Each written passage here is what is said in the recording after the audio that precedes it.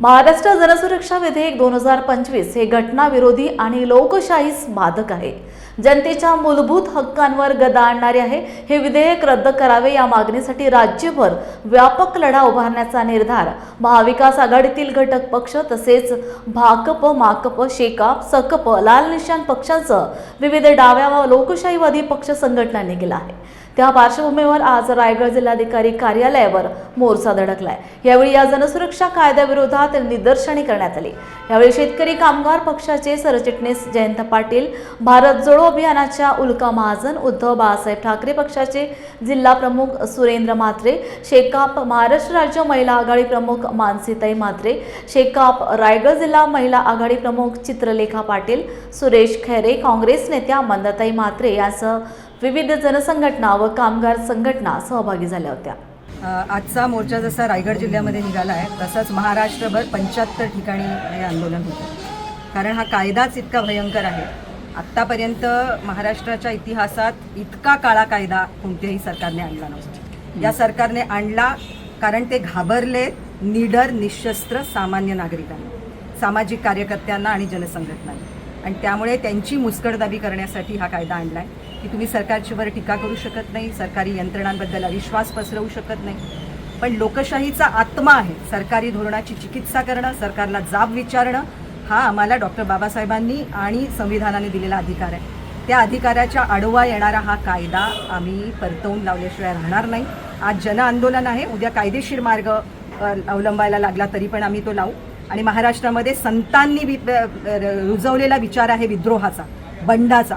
त्यामुळे प्रस्थापित व्यवस्थेला सवाल करणं आणि बंड करणं, विद्रोह करणं हा संतांचा वारसा, छत्रपती शिवाजी महाराजांचा वारसा, डॉक्टर बाबासाहेब आंबेडकरांचा वारसा आम्ही इथे जपल्याशिवाय राहणार नाही. आणि त्या दिशेतच आमचं पाऊल चालू राहील. आम्हाला अर्बन नक्षल ठरवलं तरीही लढायला आम्ही तयार. संविधानाने आम्हाला जे अधिकार दिलेले आहेत, आमच्याबद्दल आम्ही जे काही राग असेल, जो राज्यकर्ते असतात त्याच्या विरोधात बोलण्याचं किंवा ते कायदे जर जनतेच्या अहिताचे असतील तर त्याच्यावर प्रामुख्यानं विरोध करण्याचा अधिकार बाबासाहेब आंबेडकरांनी आम्हाला संविधानामध्ये दिलेला आहे. तो कायदाच बदलण्याचं काम या ठिकाणी केंद्र आणि राज्य सरकार करत आहे. राज्य सरकारने याच्या आधी गेल्या 24च्या जे सरकारची मुदत संपल्यानंतर जे शेवटच्या अधिवेशनामध्ये जे विधेयक आणलं होतं त्याला आम्ही विरोध करणारे सदस्य त्या ठिकाणी होतो. की सचिन नायर असेल, भाई जगताप असतील, शशिकांत शिंदे असतील, हे आक्रमक कामगार नेते याने आम्ही कडाडून विरोध करून ते विधेयक आम्ही सरकारकडे मागे पाठवलं होतं. परंतु आज या ठिकाणी जी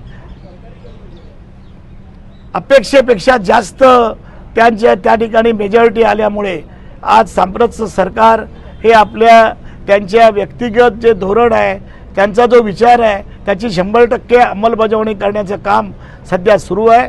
त्याच्यामध्ये हे जे विधेयक आलेलं आहे, या विधेयकाने जनतेला जो अधिकार याच्यामध्ये बाबासाहेबांनी दिला तो अधिकार अपुरा पडला. ज्यावेळेला त्याला वाटलं की हे अपुरा आहे, की कामगारांच्या हितासाठी हे बरोबर होत नाही, त्याच्यामध्ये वेळोवेळी आंदोलनं करून आमच्या आधीच्या नेत्यांनी त्याच्यामध्ये बदल केला. नुसता बदल केला नाही तर ते कायदे बदलायला लावले. आणि त्यासाठी सांप्रतचे त्यावेळचे आमचे सगळे नेते आणि त्यावेळी असलेले आमचे आक्रमक नेते त्यांनी त्यावेळेला या ठिकाणी मोठ्या प्रमाणामध्ये विरोध केला होता आणि ते बदलायला लावले होते. तेव्हा थम्पिंग काँग्रेसची मेजॉरिटी होती. काँग्रेसचं सर्व राज्यामध्ये आणि सर्व देशात त्यांची सत्ता होती. पण जनतेच्या ताकदीवर आणि जनतेच्या विरोधावर त्यावेळच्या राज्यकर्त्यांना ते बदलावे लागेल, त्याच्या सुधारणा करावी लागली. ते सगळं आज पुन्हा त्याची पुनरावृत्ती होते. नुसतं तेवढंच नाही, अर्बन नक्षलवादासारखा भयानक कायदा जो आणीबाणीमध्ये पण आणला होता त्याच्यापेक्षाही भयानक कायदा, त्याच्यावर नाद मागण्याचा अधिकार 3 वर्षांनी तयार करण्यात या विधेयकामध्ये आहे. कारण या विधेयकामध्ये हाऊसमध्ये मी जवळजवळ 1-1.5 तास बोललो होतो आणि 2-3 वेळा आम्ही त्या विधेयकाला कडाडून विरोध केला होता. मला वाटतं हे विधेयक आज या ठिकाणी ही कर्मभूमी आहे बाबासाहेबांची, नाना पाटलांची, नाना टिपणीसांची.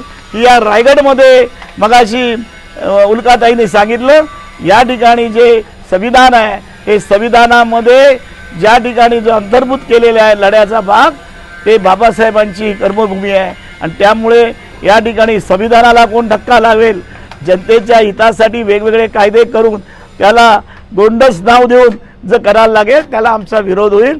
आम्ही आजचा आंदोलन हे प्रात्यक्षिक स्वरूपात केलेलं आहे असं मला वाटतं. याच्यापेक्षा तीव्र आंदोलन आम्हाला करावं लागेल.